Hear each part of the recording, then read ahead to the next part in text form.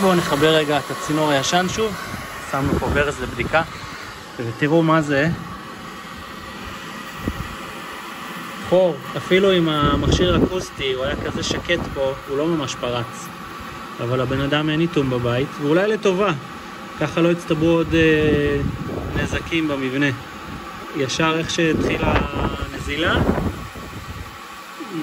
מיד אתה רואה את המים פורצים למטה בסלון. חור כזה קטן, והצינור הוא תקני, הוא טוב. זה החלק שהיה ברצפה, באזור הזה שחשפנו. לא הצלחנו למצוא אותו עד ששלפנו את החלק. יש לנו את החנוכיה, ניתקנו שמה, שלפנו מפה את הצינור, ונחליף בקטע חדש.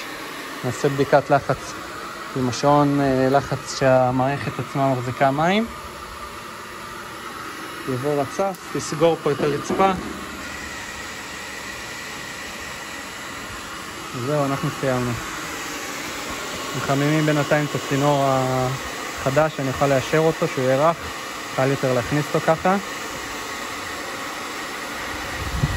למי שמתקשה, חשוב מאוד שיהיה חם ופריך.